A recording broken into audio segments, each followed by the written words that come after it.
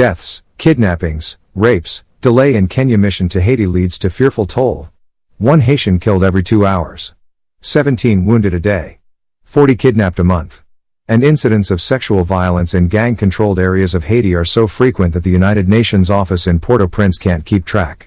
In the 4 months since the UN Security Council agreed in October to send an armed multinational force led by Kenya to help Haiti combat widespread lawlessness, armed gangs have killed, kidnapped or injured at least 3,425 people, including children.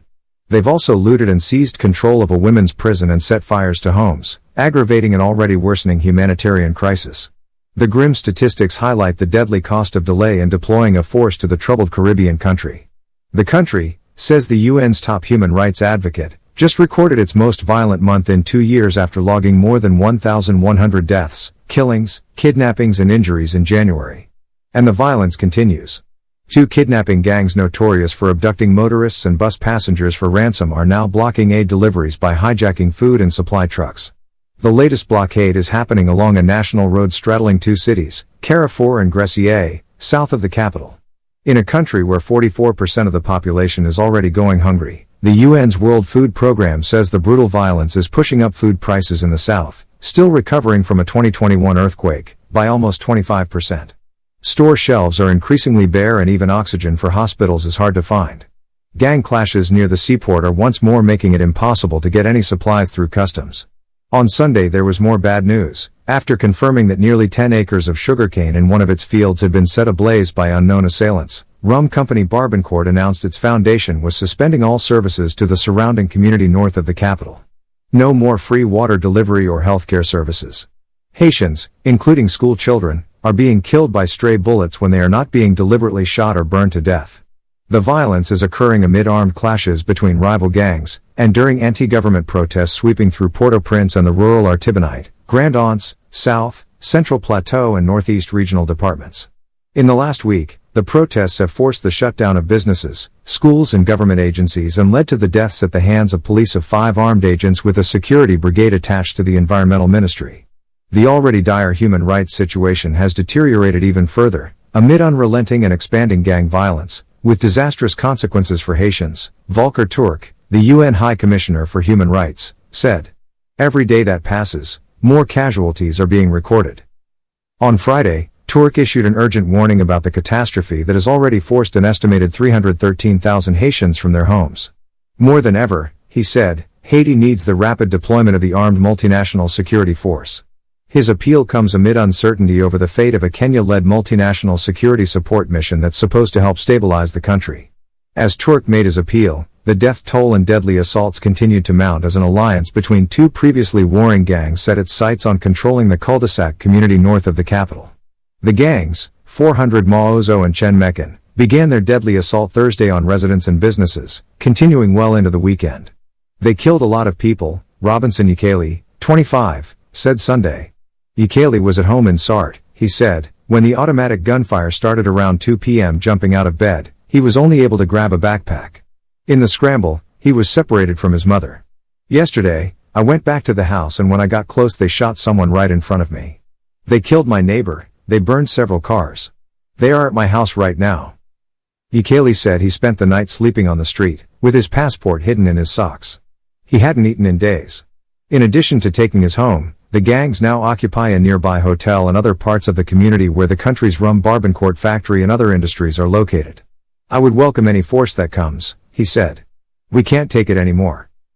Kenya mission setback. On Monday, top brass from the Haiti National Police will join officials from Kenya, the United States and representatives from other countries at Fort McNair in Washington for 2 days of discussions around the deployment of the Kenya-led security mission. It's the first such gathering since a judge in Nairobi put the mission's deployment in doubt, leaving Haiti's only official security force for now on its own. With the outgunned force shrinking by the day, the Haiti National Police lost over 1,600 officers last year. According to the UN, there are now less than 9,000 officers in a population of nearly 12 million. We think there's certainly a significant need for a multinational security force of some kind down there to help protect the people of Haiti, White House National Security Communications Advisor John Kirby said as the meeting commenced. We're glad to host them. Look forward to seeing where we can get. But the idea, really, is to start to set out the general parameters of what that multinational security force could look like, and how it would operate. It's an entry-level discussion. I have no doubt there will be follow-on discussions as appropriate. Much uncertainty remains. Last month, the High Court in Nairobi said it was unconstitutional for the East African nation to send 1,000 of its police to help Haiti's police combat gangs.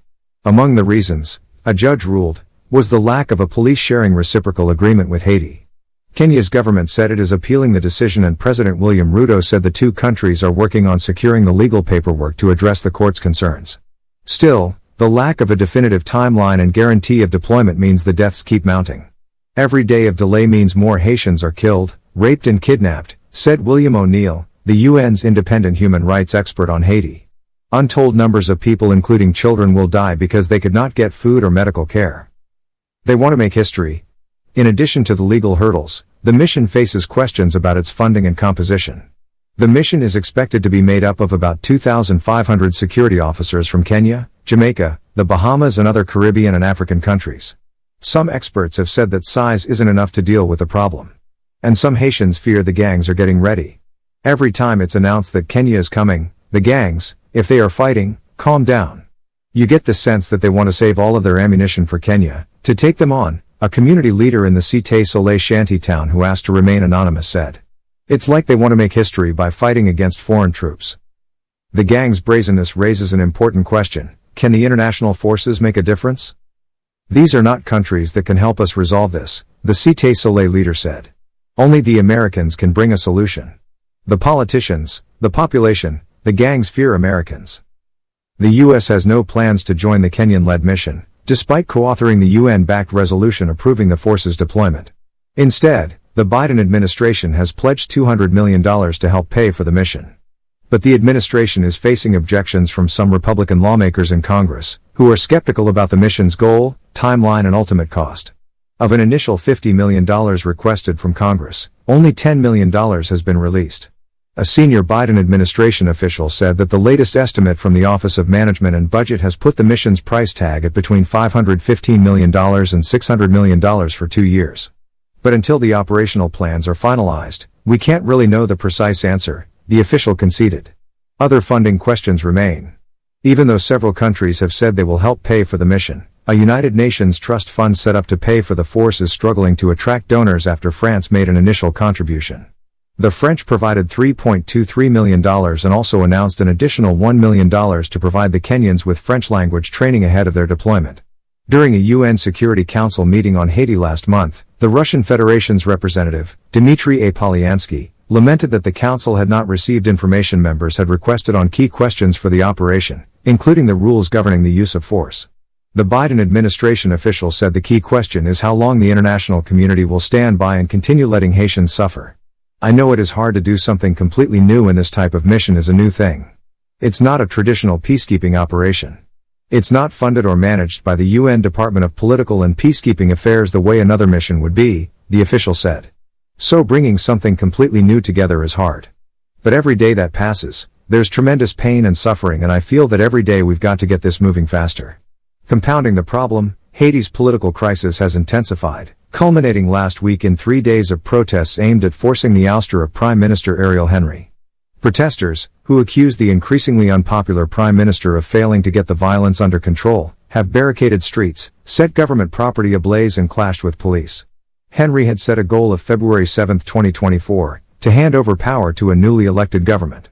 However, in the 14 months since signing the agreement that led to that timeline, he and his supporters have been unable to reach a political consensus that the international community has said is necessary for a vote.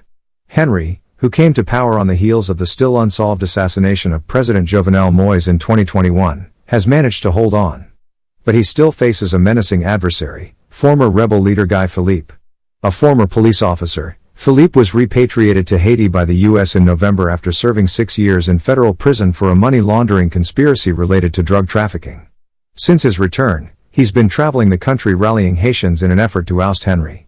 Philippe has teamed up with the Haitian government Environmental Security Brigade and its former leader and called for it to seize control of their regions. And criticizing the international community's support of Henry, he has called on Kenya not to deploy the security mission. Philippe has support among Haiti's political and economic elite as well as ordinary Haitians. 20 years ago this month, he led a bloody rebellion against then-President Jean-Bertrand Aristide that forced the leader into exile.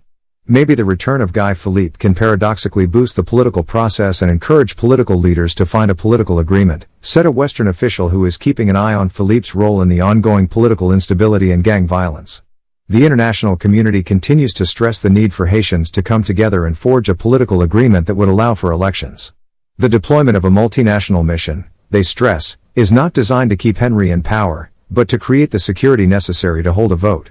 The United States remains firmly committed to working with the global community to support Haitian political and civil society actors working to put their country back on a path toward long-term peace and stability through democratic governance and free and fair elections, a U.S. government official said.